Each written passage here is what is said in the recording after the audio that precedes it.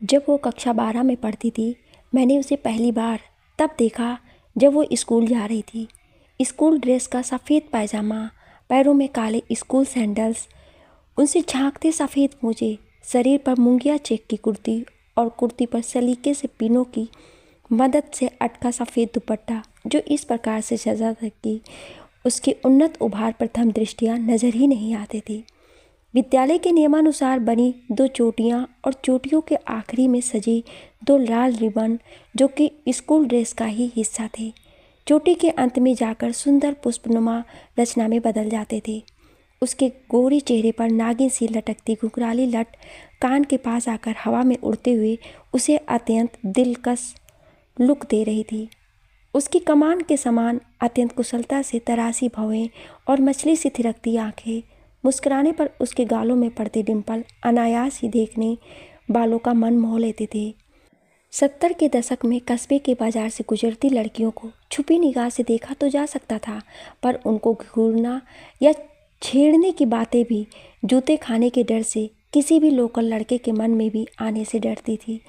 अपने कॉलेज जाने के लिए उसके पीछे पीछे चलते, मौका मिलते ही हम भी तिरछी नज़रों से उसे देखने की हिम्मत जुटा लेते थे। पहले 100 बार इधर और उधर देखा है, तब कहीं जाकर तुझे एक नज़र देखा है। फिर भी दिल तो दिल है और हमारा दिल उस पर आ ही गया। उन दिनों मैं बीए प्रथम वर्ष का विद्यार्थी था। हमारा कॉलेज उसके स्कूल से आधा किलोमीटर आगे था। उसके स्कूल का समय 7:30 बजे सुबह का था और मेरे कॉलेज का समय 8 बजे का था। मैं साइकिल से कॉलेज जाया करता था, पर अब मैंने साइकिल से कॉलेज जाना छोड़ दिया था। मैं उस नुक्कड़ पर जो उसके घर के सामने था, एक कोने पर खड़ा होकर वहाँ पर एक दुकान से जो मेरा ही हम उम्र था उससे इधर उधर की बातें किया करता था, और जैसे ही वो अपने स्कूल के लिए निकलती मैं उसके पीछे हो लेता था। लगातार 20-25 दिनों तक ये सिलसिला चलता रहा। अपने घर से निकलते समय वो एक नज़र उठाकर मुझे देखती और बिना कोई प्रतिक्रिया दिए चुपचाप आगे बढ़ जाती थी। मैं लगातार उसके पीछे पीछे चलता रहता था। उस दिन उसने शायद इस चीज़ को नोटिस कर लिया था। कभी कभी वो स्कूल के गेट पर आकर रुक जाती थी और जब मैं उसके स्कूल से गेट से होकर आगे निकलता मुझे एक नज़र देख लेती थी। मेरे दिल को इससे ही बहुत सुकून मिल जाता था। एक दिन मैं अपने चचेरे भाई अमित की शादी में गया हुआ था। अमित मुझसे 2 वर्ष बड़ा था, पर रिश्तेदार होने के साथ साथ भाई मेरा सखा भी था। निश्चित तौर पर वहाँ पर शादी का काम की जिम्मेदारी मेरे कंधों पर थी और मैं लगातार यहाँ से वहाँ काम करता घूम रहा था। तभी मैंने देखा वो अपनी मम्मी पापा के साथ शादी में शिरकत करने के लिए आई थी। मैंने अमित से पूछा, भैया ये लोग कौन हैं? अमित ने बताया, ये सामने रहने वाले गोविंद सक्सेना जी हैं और ये उनकी बेटी दिया सक्सेना है। ये इस वर्ष कक्षा 12 की परीक्षा दे रही है। गोविंद सक्सेना जी मेरे पिताजी के परम मित्र हैं। इसी कारण वो अपने परिवार के साथ मेरे विवाह में सम्मिलित होने के लिए आए हैं। जब वो लोग अमित के पापा के पास आए तो अमित के पापा ने उनसे मेरा परिचय करवाया। वो बोले, यह अमर राजपूत है, चचेरे भाई का लड़का। ये बीए प्रथम वर्ष का छात्र है। मैंने आगे बढ़कर सक्सेना जी और उनकी पत्नी के पैर छुए। तब मेरी दिया से पहली बार बात हुई। मैंने पूछा, दिया कैसी हैं आप? आपकी पढ़ाई कैसी चल रही है? दिया के आँखों में मैंने फुलझड़ियाँ सी फूटते हुए देखी। उसने मेरी तरफ देखते हुए कहा, मेरी पढ़ाई ठीक चल रही है और मैं एकदम ठीक हूँ। मैं आपको कभी कभी कॉलेज की तरफ जाते हुए देखती हूँ। उसने निगाहें नीचे करते हुए धीरे से कहा, मैंने कभी सोचा भी नहीं था कि मेरी आपसे कभी मुलाकात भी होगी। कहते हुए उसके चेहरे पर एक प्यारी सी मुस्कुराहट आ गई। मैंने उसके मुस्कुराते चेहरे पे नज़र गाड़ दी और बोला, दिया जी, मिलाने और मुलाकात कराने का काम उस परमपिता परमात्मा का है। वही हम सबको मिला देता है, वही ऐसे संयोग बनाता है। हाँ बेटा, आप ठीक कह रहे हो। देखो ना, दिया को अर्थशास्त्र समझने में बहुत दिक्कत आ रही है और सौभाग्य से यहाँ तुमसे मुलाकात हो गई। कहते हुए दिया की माँ ने मेरे सिर पर हाथ फेरा। माँ जी, मैं साकेत में रहता हूँ, मैंने अत्यंत विनम्रता से जवाब दिया। वहाँ से आपका घर बहुत ज़्यादा दूर नहीं है। यदि आप उचित समझें तो मैं कभी कभी दिया को पढ़ा दिया करूँगा। इस बार गोविंद सक्सेना जी ने बोले, इसमें बुरा क्या है बेटा? तुम्हें जब समय मिले तब तुम बेहिचक हमारे घर आ जाया करो। अमित के पापा ने कहा, अमर मेरा भतीजा है और बहुत ही होनहार और योग्य विद्यार्थी भी है। यह आपकी बेटी के लिए पढ़ाने के लिए एकदम उपयुक्त है। मैंने ईश्वर को धन्यवाद करने के लिए आकाश की ओर देखा, जिसने आज दुनिया भर की सारी खुशियाँ एक साथ मेरी झोली में अनायास ही एक ही झटके में दे डाली थी। मुझे आज अपनी पढ़ाई और अपने साथ चरित्र होने पर गर्व हुआ। आज मैंने महसूस किया कि परिश्रम और अच्छाई कभी व्यर्थ नहीं जाती है। घर के आंगन में घर की औरतों का नाच गाना हो रहा था। दिया मेरी ओर देखती हुई उस नाच गाने में हिस्सा लेने पहुंच गई। हालांकि उस समय महिलाओं के नाच गाने को पुरुषों को देखना लगभग अघोषित मना थी, पर जब दिया वहां पर नाच रही थी तो मैं काम के बहाने छत पर चला गया और छत की मुंडेर पर बैठकर दिया का नाच देखता रहा। दिया ने भी मुझे मुंडेर पर बैठा देख लिया था और उसकी आंखों में शरारत भरी मुस्कान थी। आज दिया उन्मुक्त होकर बहुत देर तक नाचती रही और मैं सुध बुध खोए छत पर बैठा उसका दिव्य नृत्य देखता रहा। जब वहाँ का प्रोग्राम ख़त्म हो गया तो दिया बाहर आई। अपनी माँ से थोड़ी देर के लिए अलग होकर वो धीरे से मेरे पास आई और बोली, कैसा लगा मेरा नृत्य? मैंने दिल पर हाथ रखकर कहा, दिया तुम तो अप्सराओं से भी सुंदर हो और अप्सराओं से भी अच्छा नाचती हो। मेरे हृदय की सारी बधाइयाँ स्वीकार करो दिया। दिया ने मुस्कुरा कर निगाहें झुका कर कहा, शुक्रिया, आज मुझे मेरी कला का सही कदरदान मिल गया। अमित की बारात भोपाल जाना थी। अमित की बहन पूजा, जो दिया की सहेली भी थी, उसने दिया को बारात में चलने के लिए राजी कर लिया। दिया के मम्मी पापा को भी दिया को पूजा के साथ भोपाल बारात में जाने पर कोई ऐतराज़ नहीं था। जब सुबह अमर बारातियों के साथ बारात के लिए अरेंज की गई बस में बैठा तो अगली सीट पर दिया को पूजा के साथ बैठा देखकर उसकी खुशी का कोई ठिकाना न रहा। बासोदा से भोपाल तक का बस सफ़र कुल 2.5 घंटे का था। अमर नाश्ता देने और किसी न किसी अन्य बहाने से अगली सीट तक जाता रहा और इसी बहाने उसकी दिया से थोड़ी थोड़ी बात होती रही। अमर को दिया से जो भी संकोच भरे छोटे छोटे वार्तालाप करने के अवसर मिले, उनसे अमर को मानो स्वर्गिक सुख की अनुभूति हो रही थी। दिया भी बातें तो पूजा से कर रही थी, पर वास्तव में वो सुना अमर को ही रही थी। आज दिया मानो 7वें आसमान पर उड़ रही थी। जरा जरा सी बात में उसके चेहरे पर मुस्कान आ जाती और जरा जरा में वो जोर से हंस पड़ती। अमर की सारी इंद्रियां मानो दिया पर ही केंद्रित होकर रह गई। उसकी आंखें दिया के रूप रस का निरंतर पान कर रही थी। कान उसकी हर छोटी से छोटी बात को सुनने की चेष्टा कर रहे थे। झक सफ़ेद रेशमी सलवार कुर्ती का सजा उसका गुलाबी दुपट्टा उसकी झूलती जुल्फों के साथ हवा में उड़कर जब भी पिछली सीट पर उसके पीछे बैठे अमर के चेहरे को छूता तो उसे ऐसा एहसास होता जैसे दिया का बदन ही उसे छू रहा हो। यही एहसास उससे स्वर्गिक अनुभूति करा रहा था। बारात भोपाल जाकर BHEL के गेस्ट हाउस में रुकी। शाम के चाय नाश्ते के बाद सभी लोग नहा धोकर बारात लगाने की तैयारियों में लग गए। दिया ने आज नया ही रूप धारण कर लिया। आज तक अमर ने दिया को केवल सलवार कुर्ती में ही देखा था। आज उसने गहरी बैगनी कलर की सिल्क साड़ी, जिस पर हरी सुनहरी बॉर्डर थी, पहनी थी। साड़ी पर टके सुनहरे सितारे मानो रात में सूरज की आभा बिखेर रहे थे। उसी रंग का लो कट मैचिंग ब्लाउज, जो पल्लू खिसकने पर उसकी क्लीवेज को गहरे तक दर्शा देता था, उसके बदन को अत्यधिक खूबसूरती प्रदान कर रहे थे। आज उसने दोनों हाथों में साथ साथ हरी चूड़ियाँ डाली थी, जिनके दोनों तरफ आगे और पीछे की ओर साड़ी से मैच करती बैगनी चूड़ियाँ डाल रखी थी। चेहरे पर हल्का मेकअप, जो संभवतः उसकी सहेली पूजा ने किया था, तथा होठों पर सुर्ख लिपस्टिक और ढीली गुत्थी चोटी तथा माथे से गालों तक स्टाइल से निकली झूलती बालों की मोटी लट उसके गोरे रंग के साथ उसे कयामत की सुंदरता प्रदान कर रहे थे। इतनी बारीकी से आज शायद जिंदगी में पहली बार अमर ने किसी लड़की का अवलोकन किया था। ये शायद उसकी नज़रों का कसूर था कि सामाजिक भय और मर्यादा को परे ठेल कर आज अमर दिया को ही देखे जा रहा था। अमर ने आज मैरून कलर का सिल्क का कुर्ता और सफ़ेद पजामा पहना था और इत्तेफाकान उसके दुपट्टे नुमा तौलिया, जो कि कुर्ता पजामा के साथ कैरी की जाती है, का रंग दिया की साड़ी से मैच कर रहा था। पूजा ने जब अमर को दोनों सहेलियों के पास आते देखा तो बोली, वाओ ब्रदर, लुकिंग स्मार्ट। यार, आज तुम्हारा दुपट्टा मेरी सहेली की साड़ी से गजब का मैच कर रहा है। क्या बात है? क्या ये तुम दोनों को पहले से ही प्लान था क्या? या अब शर्माने की बारी अमर और दिया की थी। दोनों ने एक दूसरे की तरफ देखा और अनजाने में ही दिया ने पूजा के हाथ में जोर की चूटी काट ली। बारात में डीजे की धुन पर जोरदार नाच हुआ। पहले लड़के और लड़कियां अलग समूहों में नाच रहे थे, पर जब लड़की वालों के दरवाजे पर बारात पहुंची तो उनके यहाँ के लड़के लड़कियां भी डांस में शामिल होकर इकट्ठे ही नाचने लगे। अब बारात में आए हुए लड़के और लड़कियां भी उनके समूह में नाचने लगे। अमर को तो मानो वरदान मिल गया।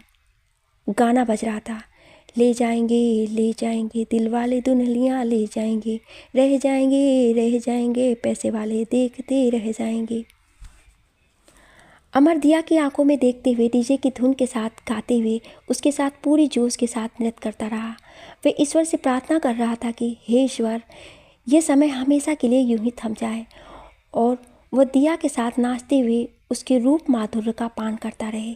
दिया ने कनखियों से नज़र छिपा कर ही अमर को देखा था, पर वह हर बार इस तरह बिहेव कर रही थी कि जैसे अमर से उसे कोई सरोकार ही ना हो। अचानक ही दिया का सैंडल उसकी नीची होती साड़ी में उलझ गया और वह धड़ाम से नीचे गिरने लगी। अमर जो लगातार ही उस पर नजरें गड़ाए नाच रहा था, उसने उसे अपनी बाहों में झेल कर गिरने से रोक लिया। एक पल को बाहों में झूलती दिया ने अमर की ओर देखा। दोनों की नज़रें मिली। फिर सकुचाते हुए दिया थैंक यू अमर कहती हुई अलग चली गई। इसके बाद बारात विदा होने तक दिया अमर के पास नहीं आई और ना ही उसने अमर को उससे बात करने का ही मौका दिया। बारात की वापसी में बस में भी दिया अमर से काफ़ी दूरी की पीछे की सीट पर जाकर पूजा के साथ बैठ गई। अमर जब बारातियों को चाय नाश्ता करवा रहा था तो उसने एक बार भी अमर से कोई बात नहीं की, यहाँ तक कि उसने चाय नाश्ता लेकर भी अमर को थैंक्स भी नहीं कहा। जब बारात लड़के के घर वापस आई तो दिया चुपचाप अपना सामान लेकर अपने घर वापस चली गई। अमर को दिया के इस तरह के बर्ताव पर ताज्जुब हो रहा था। उसे समझ ही नहीं आ रहा था कि दिया उसके साथ इस तरह का बर्ताव क्यों कर रही है। उसने सारी दिया से संबंधित पिछली घटनाओं को याद किया, पर कहीं भी उसे अपनी ऐसी कोई गलती नज़र नहीं आई जिसके कारण दिया उसके साथ इस तरह का बर्ताव करती है। तभी उसके दिमाग में दृश्य सिनेमा की तरह स्पष्ट हो आया। जब उसने गिरती हुई दिया को अपनी बाहों में झुलाकर नीचे गिरने से बचा लिया था, तभी उसकी आंखों ने शायद चीख चीख कर दिया से सबके सामने ही कह दिया था कि दिया, तुम मेरी हो, सिर्फ मेरी। मैं तुम्हें जान से भी ज़्यादा प्यार करता हूँ। शायद इसी पुकार को अनसुना करने के वास्ते दिया उसको इग्नोर कर रही है। अमित की शादी के कई दिन व्यतीत हो गए। अमर अब कॉलेज जाने लगा। दिया भी अपने स्कूल जाने लगी। अमर दिया के पीछे पीछे पहले की भांति अपने कॉलेज जाता रहा, पर अब स्कूल के गेट पर भी दिया मुड़कर उसकी ओर एक बार भी नहीं देखती थी। दिया की बेरुखी से अमर का दिल टूट गया। अब अमर का मन पढ़ाई में भी नहीं लगता था, ना ही उसे अपनी क्लास अटेंड करने में ही मज़ा आता था। वो अक्सर घंटों अकेला बैठा कुछ ना कुछ बेसिर पैर की बातें सोचता रहता था। एक दो बार उसने दिया के घर जाने का सोचा भी, पर उसके आत्मसम्मान ने उसे अपने आप उपत कर जाने से रोक लिया। वे सक्सेना जी या दिया की माँ का उनकी बेटी को पढ़ाने के लिए बुलाने का इंतज़ार करता रहा, पर शायद वे लोग इस बात को भूल ही गए थे। एक दिन अमर अपने भाई अमित के यहाँ बैठा था कि अमित के पिताजी घर आए और बोले, अमित, गोविंद सक्सेना जी का एक्सीडेंट हो गया है, वो घर पर ही हैं, मैं वहीं जा रहा हूँ। ये सुनकर अमर भी उनके साथ दिया के घर चला गया।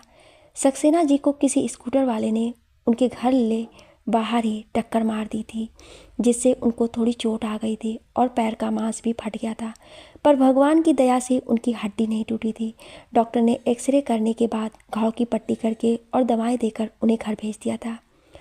अमर के चाचा जी ने सक्सेना जी से मुलाकात की, उनकी हालत का जायज़ा लिया और उनसे कहा, अब आप 2-4 दिन आराम करो, आपको जो भी ज़रूरत हो अमर और अमित आपका बाजार का सब काम कर दिया करेंगे। इस काम के लिए आपको दिया या भाभी जी को कहीं भेजने की ज़रूरत नहीं है। अमर ने कहा, चाचा जी, भैया को तो ऑफिस भी जाना होता है, इनको जो भी ज़रूरत होगी मैं वो सब काम कर दूंगा। चाचा जी सक्सेना जी के घर की जिम्मेदारी अमर को देकर अपने घर चले गए। अमर सच्चे मन से गोविंद सक्सेना जी की सेवा में जुट गया। वो सब्जी सामान खरीदने से कुएं से पानी भरने तक का सब काम संभालने लगा, पर दिया कभी भूल कर भी उससे बात नहीं करती थी। यदि उसकी माँ उसे अमर के लिए चाय या पानी देने को कहती तो वे बिना अमर की तरफ देखे नीची नज़रों के साथ गिलास उसके पास रखकर फिर से घर के अंदर अपने कमरे में चली जाती। अमर की आंखें हर पल दिया को देखने की तरसती रहती, पर दिया तो जैसे अमर से पिछले जन्म का कोई बदला ले रही थी। अमर दिया की इस बेरुखी से बहुत उदास था। 8 दिन इसी भांति बीत गए। अब सक्सेना जी एकदम ठीक हो गए थे। अमर के निस्वार्थ सेवा भाव के कारण अब वो सक्सेना जी और उनकी पत्नी के लिए किसी आत्मीय जन की तरह प्रिय हो गया था। पर दिया की बेरुखी जरा भी कम नहीं हो रही थी। आखिर अमर ने सक्सेना जी से कहा, अंकल आप कल से ऑफिस भी जाने लगेंगे। अब मुझे लगता है कि यहाँ मेरा अब कोई काम नहीं है, अतः कल से मैं अब नहीं आया करूँगा। यदि आपको कभी भी मेरी ज़रूरत महसूस हो तो बेहिचक आप मुझे बुला लीजिएगा। तभी दिया की माँ ने कहा, बेटा दिया के पापा की चोट के चक्कर में हम भूल ही गए थे कि तुम्हें दिया को भी पढ़ाना है। तुम्हारा बड़ा उपकार होगा यदि तुम उसको पढ़ाने कभी कभार समय निकाल लिया करो।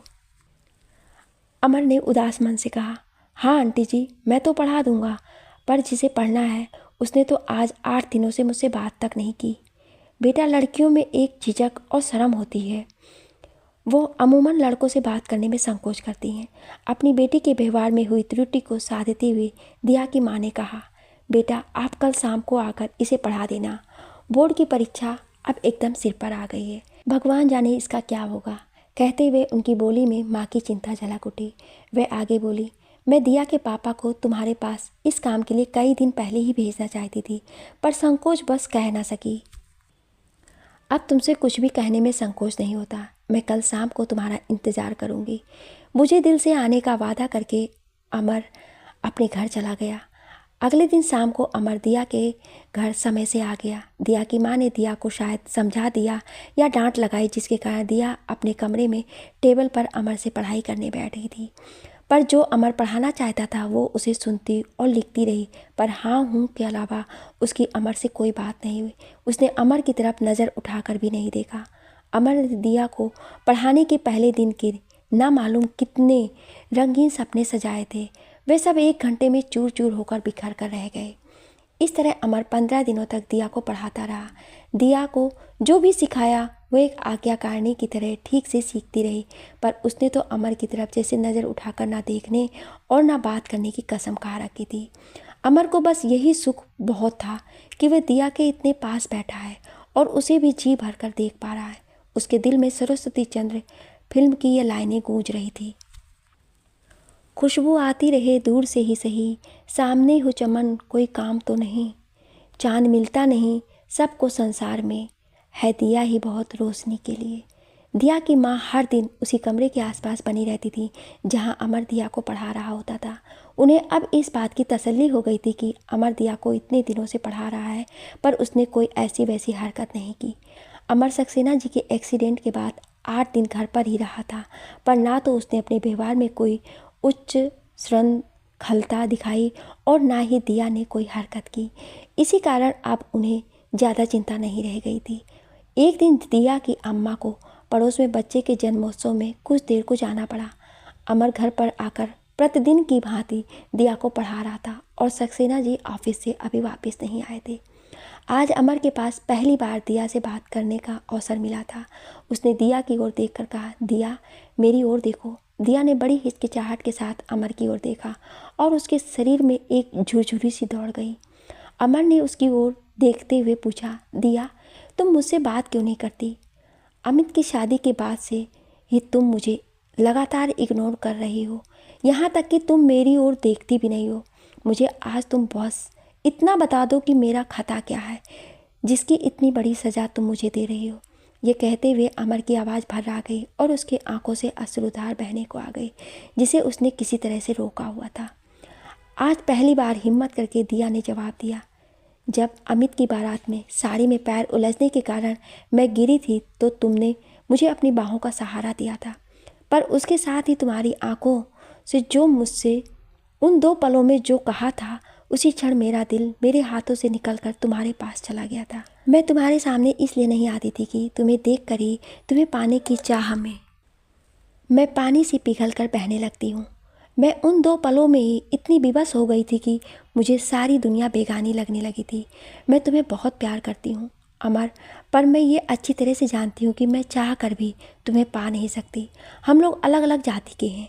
हम साथ तो बैठ सकते हैं पर एक दूसरे को पा नहीं सकते। ना मेरे माँ बाप अपनी इकलौती संतान को किसी दूसरी जाति में ब्याहेंगे और ना ही तुम्हारा राजपूती खून किसी कायस्थ की बेटी को स्वीकारेगा। वो अफसाना जिसे अंजाम तक पहुँचाना हो मुश्किल, उसे एक खूबसूरत मोड़ देकर भूलना अच्छा। चलो एक बार फिर से अजनबी बन जाएं हम दोनों। मुझे तुम बस इतना बता दो कि अगर मैंने तुम्हें प्यार किया तो उसमें मेरी खता क्या है। अमर ने कहा, प्यार तो जान से भी ज़्यादा मैंने भी तुमसे किया है अमर। गहरी सांस लेकर वो आगे बोली, पर वक्त का तकाजा यही है कि हम अपने माँ बाप की खुशी के लिए अपने अरमानों का गला घोंट दें। दिया ने कहा। रोते हुए दिया ने अमर से कहा, अमर, आज मेरा तुम पर जो हक है उसका वास्ता देकर तुमसे ये मांगती हूँ कि तुम हमेशा के लिए मुझे अकेला छोड़ दो। पर मैं तुम्हारे बिना जीने की कल्पना भी नहीं कर सकता दिया। रोते हुए अमर ने दिया के दोनों हाथ अपने हाथों में थाम लिए। प्यार हमेशा बलिदान मांगता है और हमें ये कुर्बानी खुशी खुशी देनी होगी। अमर, यही वक्त का तगाजा है और यही मेरा फैसला भी। आंखों में तरलता लिए हुए बोली, अमर, अक्सर लोग प्यार के गम में बर्बाद हो जाते हैं। मैं तुमसे एक ही चीज़ मांगती हूँ, तुम मेरी खुशी के लिए और मेरी ज़िंदगी के लिए अपनी पढ़ाई को नई ऊंचाइयों तक ले जाओ ताकि मेरा मन तुम्हारी सफलता से खुश रह सके। इसके बदले में मैं यही चीज़ तुमसे भी मांगूँ तो क्या तुम मुझे यही खुशी दे सकोगी दिया? रोते हुए अमर ने कहा। उसके हाथों को हाथों में थाम कर दिया ने कहा, हाँ अमर, मेरा वादा है, मैं अपनी सारी ताकत लगाकर वही करूँगी जो तुम चाहते हो। कहते हुए वो रो पड़ी। अब तुम यहाँ से चले जाओ अमर, अन्यथा मैं भावना में बहकर अपना सर्वस्व तुम्हें समर्पित करके कलंक की भागीदार बन जाऊंगी। मुझे अपने आप पर नियंत्रण रखना कठिन हो रहा है अमर, तुम यहाँ से चले जाओ। कहते हुए दिया अमर के चरणों में गिर पड़ी। अमर ने उसे उठाकर अपने सीने से लगा लिया और बोला, आज तुमने हक से मुझसे पहली बार कुछ मांगा है दिया। मैं हमेशा के लिए तुम्हारी ज़िंदगी से जा रहा हूँ। कहकर रोते हुए अमर वहाँ से चला गया। अमर दिया के घर से निकलकर अनमने मन से बेतवा नदी की तरफ जा निकला। आज उसकी हालत बड़ी विचित्र सी हो रही थी। एक तरफ उसे संतोष था कि दिया भी उसे खुद से भी ज़्यादा प्यार करती है और उसके प्यार को प्यार मिल गया है। फिर तुरंत उसे रिया के उस पर अधिकार और हक जताते हुए वो शब्द भी याद आए। कितने हक से उसने उसे ना मिलने का कह दिया। उसने सच ही तो कहा कि ना उसका समाज, माता पिता और रिश्तेदार उसे अमर के साथ विवाह करने की इजाज़त देंगे और ना ही अमर के राजपूती खानदान के लोग कायस्थों की लड़की स्वीकार करेंगे। पर अमर का दिल उसे बेचैन किए देता था। उसे ये समझ नहीं आ रहा था कि वो दिया को देखे बिना और उससे बात किए बिना कैसे अपने दिन काटेगा। तभी उसे दिया के शब्द याद आए, प्यार बलिदान मांगता है। उसके मन ने कहा, सच्चा प्यार स्वार्थी हो ही नहीं सकता। प्यार तो केवल अपने प्रेमी की खुशी देखता है। यदि दिया की खुशी उसके ना मिलने में ही है तो फिर किसी अन्य विकल्प की आशा ही क्यों हो। उसे याद आया कि उन दोनों ने वादा किया था कि वो अपने प्यार को बर्बादी का कारण नहीं बनने देंगे और एक दूसरे की खुशी के लिए सर्वोत्तम परीक्षा परिणाम देंगे। अमर ने एक बार फिर अपना वादा पूरा करने का निश्चय किया और इसी निश्चय के साथ अमर घर चला आया। आज अमर की ज़िंदगी का नया अध्याय शुरू हो चुका था। उसने अपने मन को स्थिर कर अपना ध्यान वापस अपनी पढ़ाई में लगाना शुरू कर दिया। हालांकि उसका मन बार बार भटक कर दिया की यादों में खो जाता था, पर दिया के अनुरूप की याद आते ही वह फिर से दिल पर नियंत्रण रखकर पढ़ाई और अन्य काम में मन लगाने लगता था। अब अमर फिर से साइकिल से कॉलेज जाने लगा था। यद्यपि रास्ते में उसकी निगाहें व्यर्थ थी, यहाँ वहाँ दिया को खोजती रहती थी। दिया के स्कूल के गेट पर उसकी निगाहें दिया के खड़े होने की कल्पना एवं आशा किया करती थी, पर उसे निराशा ही हाथ लगती थी। इसी तरह दिया भी अपने स्कूल के रास्ते में अनजाने में ही निगाहें पीछे घुमाकर अमर के उसके पीछे होने की आशा किया करती थी। अपने स्कूल के गेट पर खड़े होकर उसकी निगाहें हमेशा रोड पर अमर को खोजती रहती थी और अमर के ना दिखने पर उसके मुंह से एक ठंडी सांस निकल जाती थी। अब अमर का सुबह का दिया के पीछे जल्दी से घर से निकलने के कारण व्यर्थ बर्बाद होने वाला 1 घंटा प्रतिदिन का बचने लगा। वह दोनों लोग एक दूसरे को अपना उत्तम परीक्षा परिणाम देने के लिए दिन रात जी भरकर मेहनत करने लगे। अब अमर भी अपना ध्यान इधर उधर से हटाकर केवल अपनी पढ़ाई पर केंद्रित हो गया। 2 माह बाद जब उनकी परीक्षा शुरू हुई तो इनकी मेहनत उनकी उत्तर पुस्तिकाओं में नज़र आने लगी। जब परीक्षा परिणाम आए तो हमेशा सेकेंड डिवीज़न लाने वाले अमर के 72% अंक आए। जब अमित के पापा ने ये समाचार दिया कि घर पर जाकर सक्सेना जी को सुनाया तो दिया की आंखों से खुशी के आंसू छलक पड़े। उसने चाचा जी के पैर छूते हुए उन्हें अपने हाथों से हलवा बनाकर खिलाया और थोड़ा हलवा ये कहकर उन्हें पैक करके दे दिया कि ये मिठाई अमर को ज़रूर खिला दीजिएगा और उनसे कह दीजिएगा कि ये दिया ने उनके लिए ही बनाई है। अमित के पापा दिया के घर से निकलकर सीधे अमर के घर चले गए और उन्होंने दिया का संदेश कहते हुए हलवा अमर को पकड़ा दिया।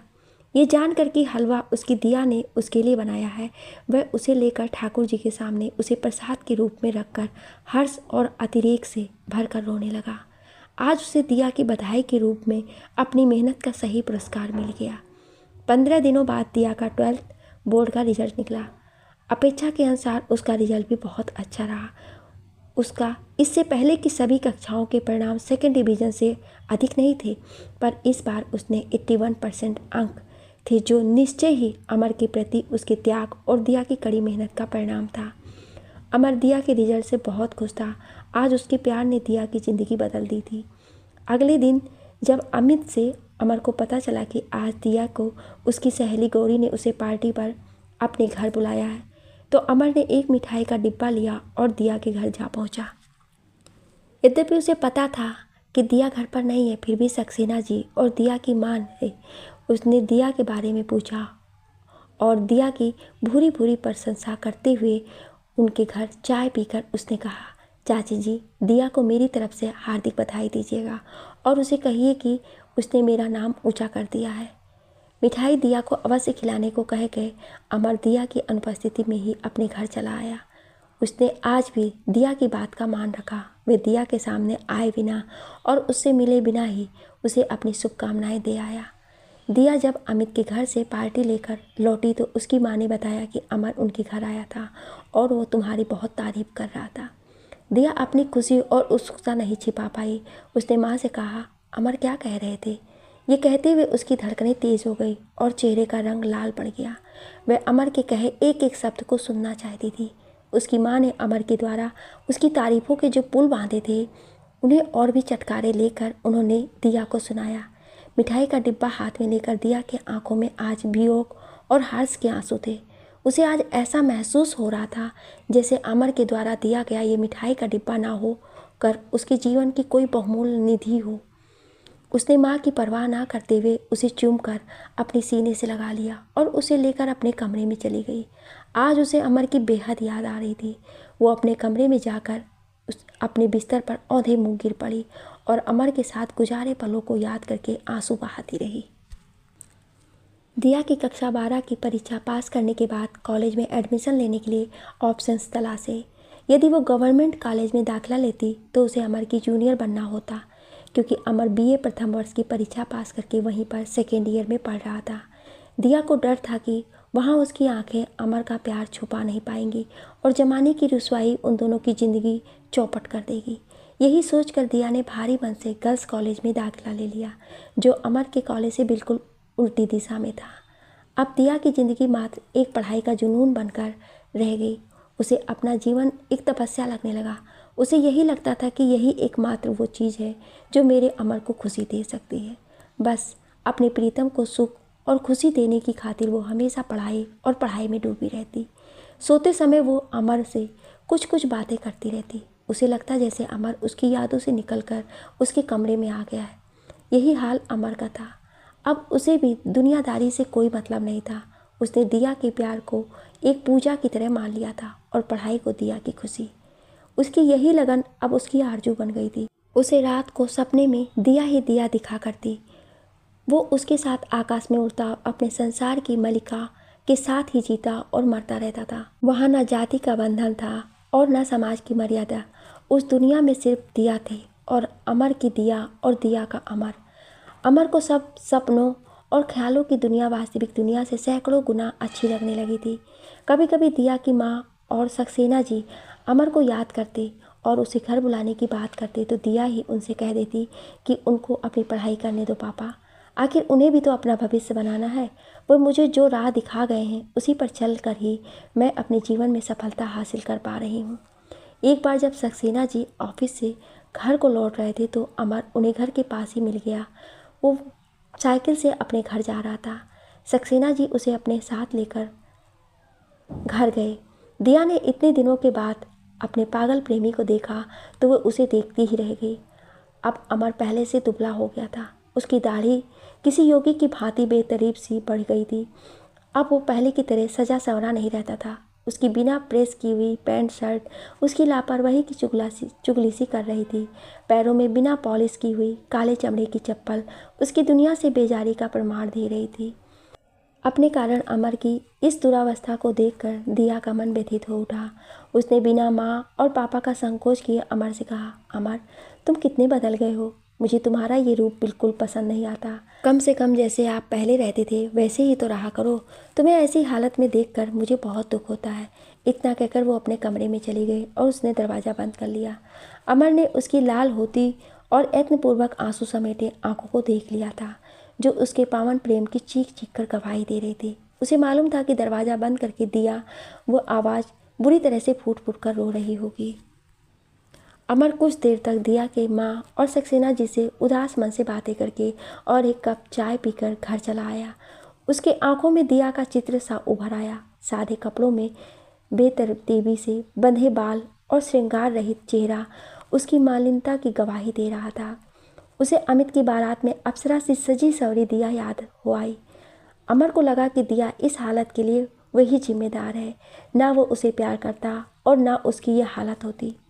अमर को दिया से उसके कमरे में हुई आखिरी मुलाकात याद आ गई जब उसने अपने प्यार से एक ही चीज़ मांगी थी। उसने कहा था, अमर लोग प्यार के गम में बर्बाद हो जाते हैं। मैं तुमसे एक ही चीज़ मांगती हूँ, तुम मेरी खुशी के लिए और मेरी ज़िंदगी के लिए अपनी पढ़ाई को नई ऊंचाइयों तक ले जाओ ताकि मेरा मन तुम्हारी सफलता से खुश रह सके। इसके बदले मैं यही चीज़ तुमसे भी मांगूं तो क्या तुम मुझे यही खुशी दे सकोगे दिया? रोते हुए अमर ने कहा था। उसके हाथों को हाथों में थाम कर दिया ने कहा था, हाँ अमर, मेरा वादा है, मैं अपनी सारी ताकत लगाकर वही करूँगी जो तुम चाहते हो।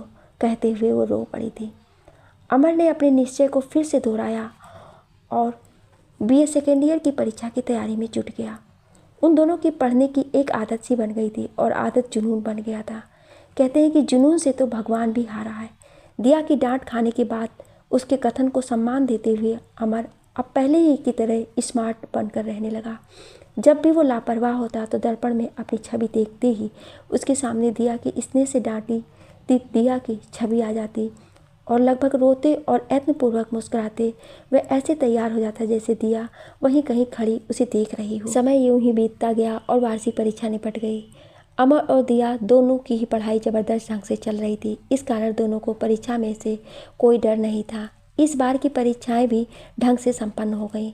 एक माह बाद जब रिजल्ट आया तो अमर के यूनिवर्सिटी में सर्वाधिक 81% अंक थे और दिया भी 82% अंकों के साथ यूनिवर्सिटी में दूसरी पोजीशन पर काबिज थी। वासुदा के रिजल्ट के इतिहास में ये पहली बार हो रहा था जब दोनों कॉलेज के छात्र यूनिवर्सिटी के प्रथम एवं दूसरे स्थान प्राप्त कर सके थे। अब अमर और दिया युवा समाज के हीरो थे। उनके आसपास के लोग और जानने पहचानने वाले लोग उनके उदाहरण औरों को देते थे। कॉलेज में और कॉलेज के बाहर उनके फ्लैक्स वाले चित्र कॉलेज की उपलब्धि का जिक्र करते हुए लगे थे। समाज ने उनकी उपलब्धि को सिर माथे पर लिया था। अब वह दोनों बड़ौदा के सेलिब्रिटी थे जिन पर सबको गर्व था।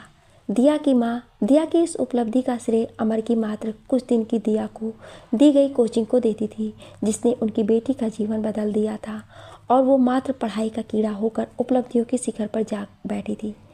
तुम्हारे प्यार से रोशन हुआ है जब से दिल मेरा, मुझे अब क्या ज़रूरत चांद सूरज और सितारों की। अमर इस सब को दिया के प्रेम की गिफ्ट मानता था। ये दिया की ही कामना और उसके पावन प्यार की ही ज्योति थी जो अमर और दिया के मन को आपस में किए गए अच्छी पढ़ाई के वादे को पूरा करने की रोशनी बिखेर रही थी। क्या आप इस कहानी का अगला भाग सुनना चाहते हैं तो कमेंट में यस या नो ज़रूर लिखिएगा। Thank you.